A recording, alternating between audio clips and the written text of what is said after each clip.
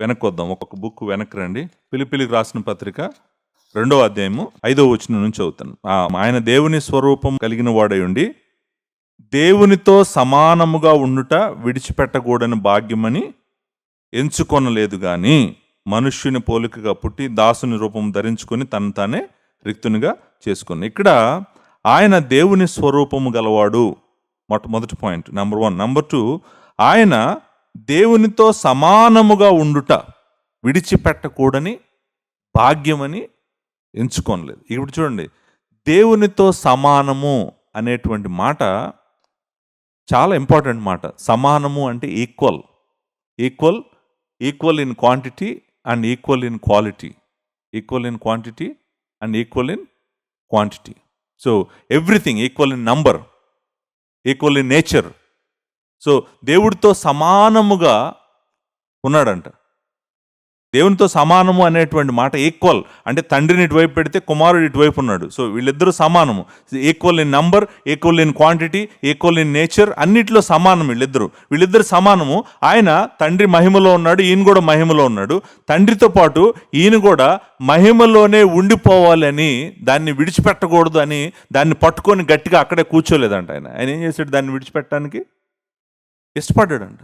ఆ మహిమని, దేవునితో సమానమైనటువంటి స్టేటస్ని విడిచిపెట్టడానికి ఇష్టపడ్డాడు. విడిచిపెట్టడానికి ఇష్టపడటమే కాదు, ఆయన అంటాడు ఆ విడిచిపెట్టడానికి ఇష్టపడినప్పుడు తనను తాను రిక్తునిగా చేసుకున్నాడు అంటాడు. రిక్తునిగా చేసుకొని ఏం చేశాడంట? మానవ శరీరం ధరించి, అంటే ఈ మాటలు ఉన్నాయి కదా, మనుష్య పోలికగా పుట్టి దాసుని స్వరూపం ధరించుకొని తను తానే రిక్తునిగా చేసుకున్నాం. సో దేవునితో సమానముగా ఉండుట విడిచిపెట్టకూడని భాగ్యమని ఎంచుకోలేదంట. విడిచిపెట్టకూడని భాగ్యమని ఎంచుకోలేదు. అది అంటే అర్థం ఏంటంటే, నేను తండ్రితోనే సమానంగా, ఈక్వల్గా, మహిమలో, గ్లోరీలో ఎప్పటికీ ఉంటాను, నేను దీన్ని విడిచిపెట్టను, గట్టిగా పట్టుకొని ఇక్కడే ఉంటాను అని అనుకోలేదు. ఆయన ఏమనుకున్నాడు? విడిచిపెట్టడానికి ఇష్టపడ్డాడు. తండ్రితో ఉన్నటువంటి ఈక్వల్గా ఆయనతో ఉన్న గ్లోరీని విడిచిపెట్టడానికి ఇష్టపడి తనను తాను ఖాళీ చేసుకుని తన మహిమని అంతా విడిచిపెట్టి శరీరాన్ని ధరించాడు. శరీరాన్ని ధరించాడు కాబట్టే ఎంతమంది ఆయన అటాక్ చేస్తున్నారండి. శరీరం తీసుకున్నాడు కాబట్టే ఆయన దేవుడు కాదు అంటున్నారు. మరి శరీరం తీసుకోకపోతే నీకు రక్షణ లేదు కదా. ఆయన శరీరం తీసుకున్నాడు కాబట్టే కదా నీకు రక్షణ. సో ఈ వచనం కూడా మనకు చెప్పేది ఏంటంటే, ఆయన దేవునితో సమానుడు. Is equal with the Father and is equal with the Holy Spirit. తీతుకు రాసిన పత్రిక 2వ అధ్యాయం 13వ వచనం. నేను తీతుకు రాసిన పత్రిక చెప్పినప్పుడు ఈ వచనం గురించి చెప్పాను, బట్ మీరైతే అండర్లైన్ అయితే చేసుకోండి. 2:13. మనం భక్తిహీనతను, ఇహలోక సంబంధమైన దురాశలను విసర్జించి శుభప్రదమైన నిరీక్షణ నిమిత్తము, అనగా మహాదేవుడును మన రక్షకుడైన యేసుక్రీస్తు, ఇక్కడ జాగ్రత్తగా అనగా మహాదేవుడును మన రక్షకుడైన యేసుక్రీస్తు మహిమ యొక్క ప్రత్యక్షత కొరకు ఎదురుచూచు. ఇక్కడ క్లియర్గానే ఉందండి, క్లియర్గానే ఉందా? ఏమన్నా క్లారిటీ లేదా? మహాదేవుడును మన రక్షకుడు, is God and he is saviour. ఎగ్జాక్ట్గా సేమ్ పీటర్ ఏం వాడాడో ఇక్కడ పౌలు కూడా అదే వాడుతున్నాడు. మన మహాదేవుడును మన రక్షకుడైన యేసుక్రీస్తు మహిమ యొక్క అనేటువంటి మాట. ఇప్పటికి ఎన్ని అయినాయండి? 8 కదా, 8, 9వ పాయింట్, 9వ వచనం. హెబ్రీయులకు రాసిన పత్రిక 1వ అధ్యాయం. నిజానికి హెబ్రీయులకు రాసిన పత్రిక 1వ అధ్యాయం మొత్తం ఆయన దైవత్వం గురించే మాట్లాడుతుంది. హెబ్రీయులకు రాసిన పత్రిక 1వ అధ్యాయంలో నేను ఎక్కడ మొదలుపెట్టి ఎక్కడ ఎండ్ చేయాలో కూడా నాకు అర్థం కావట్లేదు, కానీ బట్ ఒక వచనం మాత్రం డైరెక్ట్గా ఆయన గురించి చెప్పినటువంటి వచనం నేను మీకు చూపిస్తానికి ప్రయత్నం చేస్తాను. ఆయన 1వ అధ్యాయంలో 1వ వచనంలో ఆయన కుమారుడు ద్వారా మాట్లాడాడు అన్నాడు. అంతేకాదు ఆ కుమారుడు అంట సమస్తానికి వారసుడంట, ఆ కుమారుడు ప్రపంచాలను నిర్మించాడంట, ఆయన దేవుని యొక్క మహిమ తేజస్సు అంట, ఆయన తత్వం యొక్క మూర్తిమంతమునై ఉండి. ఆయన చూడండి, మూర్తి అంటే ఏంటండి? ప్రతిమ కదా. మూర్తి అంటే ఏంటి? ప్రతిమ. ఆయన తత్వము యొక్క మూర్తిమంతము అంటే అర్థం ఏంటండి?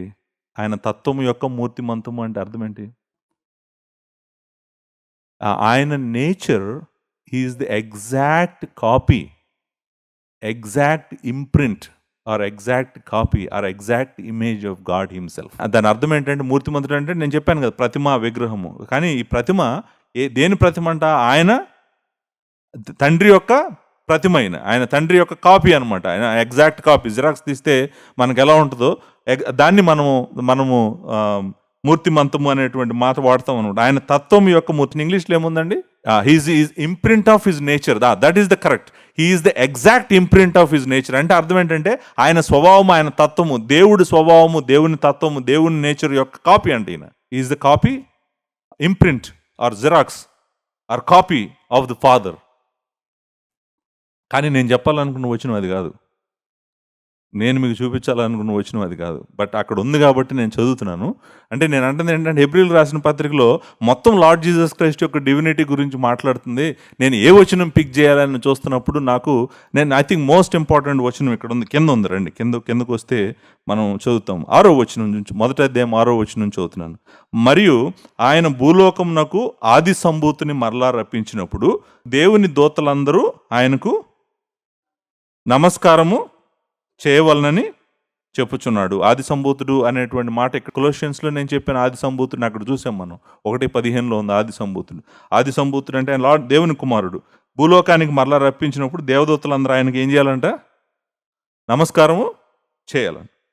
తన దూతలను వాయువులుగాను తన సేవకులను అగ్నిజ్వాలలుగాను చేసుకుని వాడు అని తన దూతలను గూర్చి చెప్పుచున్నాడు. కానీ తన కుమారుని గూర్చి అయితే ఏం చెప్తున్నాడంట? దేవుడు తన కుమారుని గూర్చి అయితే చూడండి, దేవా నీ సింహాసనము నిరంతరము నిల్చున్నది, నీ రాజదండము న్యాయార్థమైనది, నీవు నీతిని ప్రేమించితివి, దుర్నీతిని ద్వేషించితివి, అందుచేత దేవుడు నీ తోడి వారి కంటే నిన్ను హెచ్చించినట్లుగా ఆనంద తైలముతో అభిషేకించిన. ఇక్కడ నేను మిగిలిన వచనం అంతా ఎక్స్ప్లెయిన్ చేయట్లేదు, కానీ దేవా అనే మాట ఉంది కదండి కుమారుడు గురించి. ఏమన్నాడు? దేవా ఇంగ్లీష్ ఏముందండి? ఓ గాడ్. తీసుకోండి, వెరీ ఇంపార్టెంట్. మీరు ఇంకా అసలు ఏ విధంగా ఎటువైపు నుంచి ఎలా వచ్చి ఎవరు మాట్లాడినా కూడా ఇక్కడ మాట్లాడటానికి స్కోప్ లేదు ఇంకా. ఎందుకంటే తన కుమారుడు గురించి ఏం చెప్తున్నాడు? తన కుమారుడిని ఓ గాడ్ అనేటువంటి మాట ఇక్కడే ఉంది డైరెక్ట్గా. నువ్వు దేవుడివి అనేటువంటి మాట. అంతేకాదంట, మరియు నువ్వు చూడండి కిందకి వెళ్తే 10వ వచనం, మరియు నీవు ఆది యందు భూమికి పునాది వేసితివి, ఆకాశములు నీ చేతి పనులే, అవి నశించును గాని నీవు నిలిచి ఉందువు, అవన్నీ వస్త్రం వల్లే పాతగిలను, ఉత్తరీయముల వల్లే వాటిని మడిచివేతువు, అవి వస్త్రములలో మార్చబడును కానీ నీవు ఏకరీతిగానే ఉన్నావు, నీ సంవత్సరములు తరగవు. చూడండి, సృష్టించబడినవాడు అనుకోండి ఏజ్ డికే ఉంటుంది. ఇప్పుడు కుమారుడు మొదటి సృష్టి అనుకోండి ఏముంటుంది? Age and decay. దేవుడిని పుట్టించలేడు కదా. ఏజ్ అండ్ డికే ఉంటుందా ఉండదా? దేవుడు కనుక కుమారుడిని ముందు చేసి మిగిలిందంతా నువ్వు చేయంటే కుమారుడికి వయసు ఉంటుంది కదా, డికే ఉంటుంది కదా. సో డికే ఉంటుంది, వయసు ఉంటుంది, అదంతా తరిగిపోతూ ఉంటుంది కదా. కానీ ఇక్కడ తన కుమారుడు గురించి మాట్లాడితే ఏమంటాడంటే యు ఆర్ ఎటర్నల్ అంటున్నాడు. నీ ఆకాశాలు భూమి సమస్తం పోవచ్చు కానీ నువ్వు మాత్రం అలానే ఉంటావు అని కుమారుడు గురించి మాట్లాడుతున్నాడు.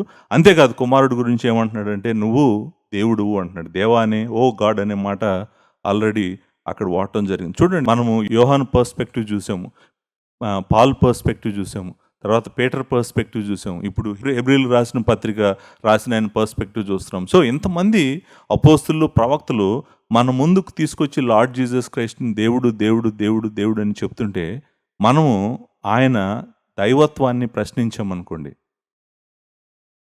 తప్పకుండా మన పాపాల్లో మనమే చనిపోతాం. కాబట్టి ఇప్పటికి ఎన్నైనాయండి? 9. కాబట్టి లాస్ట్ వర్స్ ఆల్రెడీ నేను ఇందాక చదివాను, 2 Peter chapter 1.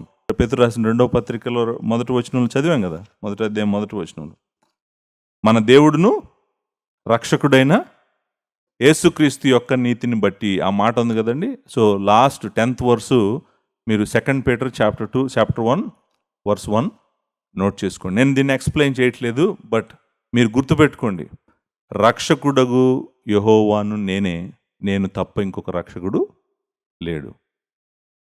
He is the Lord Jesus Christ. Lord Jesus క్రైస్టే సేవియరు, లార్డ్ జీసస్ క్రైస్టే దేవుడు. సో ఈ అండర్స్టాండింగ్తో మనం బుక్లో కనుక వెళ్ళామనుకోండి, జాగ్రత్తగా మనకు బుక్ అంతా అర్థమవుతుంది. ఈ అండర్స్టాండింగ్ లేకుండా బుక్లోకి వెళ్ళామనుకోండి, వాళ్ళు చెప్తున్నటువంటి ఫాల్స్ ప్రీచర్స్ చేస్తున్నటువంటి ఫాల్స్ టీచింగ్ని మనం సరిగ్గా ఫిల్టర్ చేయలేమన్నమాట. అందుకని నేను ఈ మొదటి వచనం మీద ఇంత టైము స్పెండ్ చేయడం జరిగింది. లార్డ్ జీసస్ క్రైస్ట్ని మీరు వర్షిప్ చేయండి, తండ్రిని వర్షిప్ చేయండి, కుమారుని వర్షిప్ చేయండి, పరిశుద్ధాత్మని వర్షిప్ చేయండి. పరలోకంలో నిత్యము దేవదూతలు చేస్తుంది అదే, ముగ్గురిని ఆరాధన చేస్తున్నారు. ప్రకటన గ్రంథంలో మీరు ఏ మూలకి వెళ్ళినా కూడా లార్డ్ జీసస్ క్రైస్ట్కి వర్షిప్ జరుగుతూనే ఉంటుంది అనమాట. సో మనము నిత్యము ఆరాధించాల్సినటువంటి మన ప్రభువు, మన రక్షకుడు, మన దేవుడైనటువంటి లార్డ్ జీసస్ క్రైస్ట్ని మీరు జ్ఞాపకం చేసుకోండి. నేను జీసస్ క్రైస్ట్లో ఉన్నాను కాబట్టే నాకు అన్నీ దొరుకుతున్నాయి. ఆయనకు బయట ఉగ్రత, నరకమే ఉంది. ఆయనకు బయట దేవుని ఉగ్రత, నరకము. ఆయనలో ఉంటే నీకు పాప క్షమాపణ, నిత్య జీవము, పునరుద్ధానము, స్వాస్థ్యము, నిరీక్షణ, మహిమ, నీతి, జ్ఞానము, నీకు ఏది కావాలన్నా కూడా అన్నీ నీకు దొరికేది లార్డ్ జీసస్ క్రైస్ట్లోనే. లార్డ్ జీసస్ క్రైస్ట్ నువ్వు దేవుడని ఆయన్ని ఆరాధించి ప్రేమించి ఆయన్ని హత్తుకోకపోతే కనుక నీకు మిగిలేది దేవుని ఉగ్రత అండ్ నరకమే. నువ్వు నిర్ణయం తీసుకొని మరి ఆయన్ని హత్తుకొని నీ జీవితకాలం నువ్వు జీవించాలని, మనం అందరం జీవించాలని కోరుకుంటూ ముగిస్తున్నాను. దేవుని కృప మీ అందరికీ తోడుగా ఉండుగాక. థ్యాంక్ యూ అండి.